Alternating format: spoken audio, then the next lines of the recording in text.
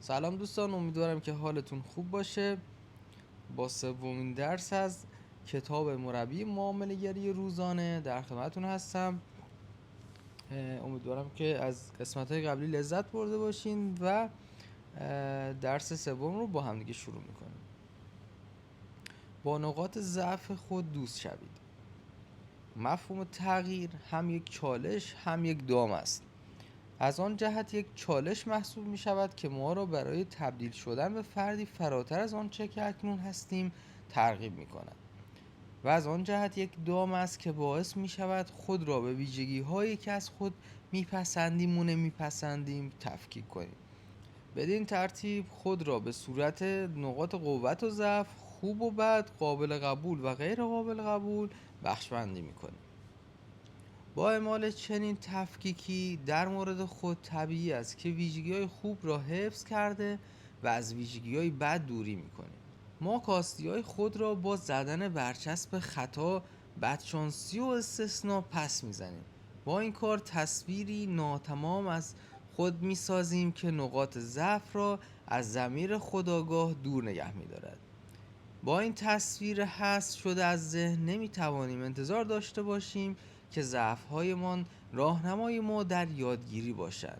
بدین ترتیب زمانی که تنها با بخشی از کلیات خود در ارتباط هستیم نمیتوانیم انگیزه رشد را در خود حفظ کنیم. تصور کنید که من به دلیل ناامیدی معامله‌ای را به خوبی مدیریت نکرده باشم و روز را ضررده به پایان ببرم. با این حال می توانم در انتهای هفته ضرر را جبران کنم. به همین دلیل ضرر ابتدای هفته به سرعت فراموش می شود و در نتیجه موردی برای ناراحتی باقی نمی ماند و من نیز درسی از ضرر ابتدای هفته نمی آموزم. بار دیگر که دچار ناامیدی شدم رفتار قبلی را تکرار کرده و این بار پول بیشتری را از دست می دهم. بنابراین تصمیم میگیرم مدتی را معامله نکنم تا بتوانم با ذهنیتی مثبت به بازار برگردم. در واقع با این کار تنها این اتفاق را نادیده گرفته و ضررها را از ذهنم پاک میکنم. در موقعیت دیگر دوباره گرفتار کاستی های این معاملات خواهم شد که در نهایت مرا مجبور میکند با آنها روبرو شوم.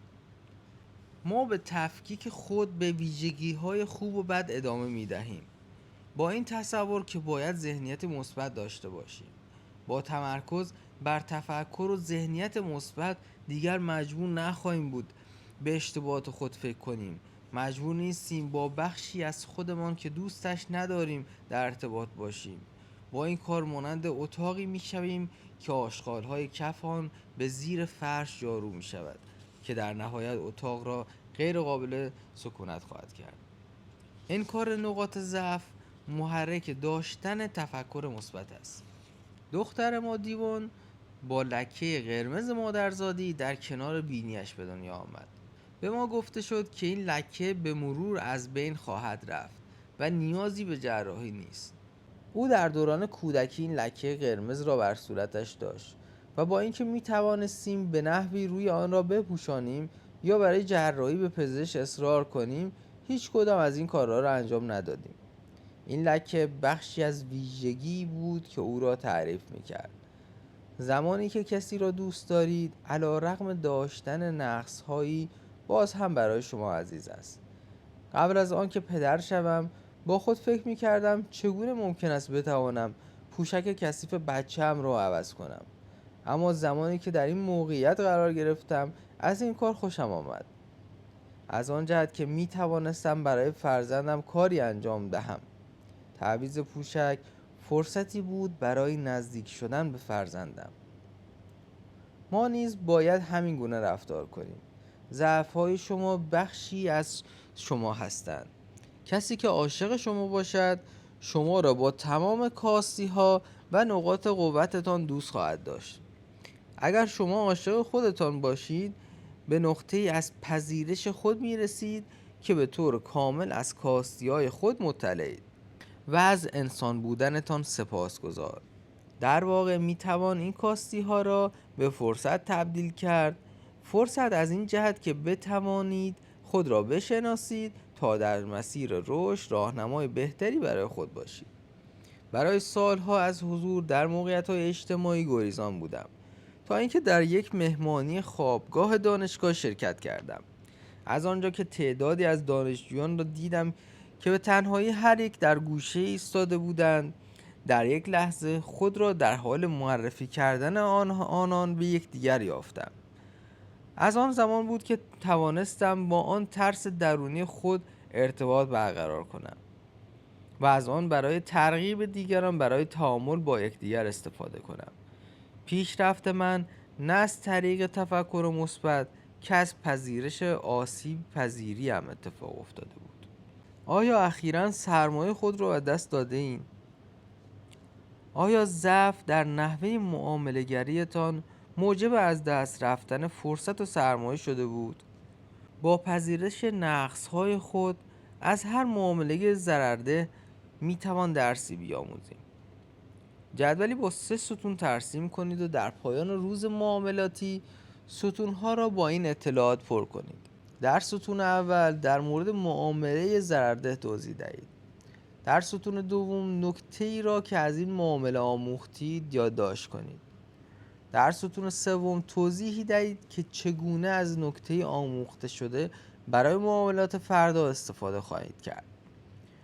نکته هایی که از معاملات ضررده می‌آموزید می‌توانند به درک بهتر شما از بازار کمک کنند. مثلا شاید بازار در یک محدوده رنج در حال حرکت بوده، در حالی که شما آن را یک روند در نظر گرفته بودید. این آگاهی به قالب بندی معاملات آتی و به شناخت بیشتر خودتان کمک می‌کند. مثلا اینکه چطور می‌توانید ریسک را کارآمدتر مدیریت کنید. اگر ضرر را بپذیرید و درس نهفته در آن را بیاموزید، معامله ضررده شما هرگز به صورت یک ضرر باقی نمی‌ماند.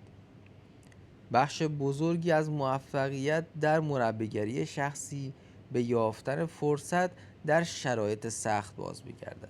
در ثبت ژورنال معاملاتی خود را رو در روی بدترین معاملاتتان قرار دهید و آنها را به فرصت تبدیل کنید. اهمیتی ندارد که این ضررها به کارنامه معاملاتی شما چه میزان آسیب زده‌اند. با بررسی نقص‌هایتان خود را قوی‌تر می‌سازید. خود را آنگونه که هستید بپذیرید تا اولین قدم برای تبدیل شدن به شخصی که می توانید باشید را بردارید. نکته راهنمای مربیگری: جیمز پنبرکر بر اساس تحقیقاتش پیشنهاد می کند که به اتفاقات استرس‌آور حداقل نیم ساعت در روز اجازه صحبت کردن دهید، در قالب یک ژورنال یا با صدای بلند. این کار کمک می کند که این اتفاقات را پشت سر بگذارید. زمانی که یک روز معاملاتی وحشتناک را تجربه کرده اید، با آن اتفاق اجازه صحبت کردن دهید. با آن گفتگو کنید و درسی که به شما میدهد را به ذهن بسپارید. اگر در مواقعی که معاملات خوبی انجام ندادید، ارتباط خود را با احساستان حفظ کنید، احتمال تکرار خطا کاهش می‌یابد. در پذیرش درد می‌تواند سودی نهفته باشد.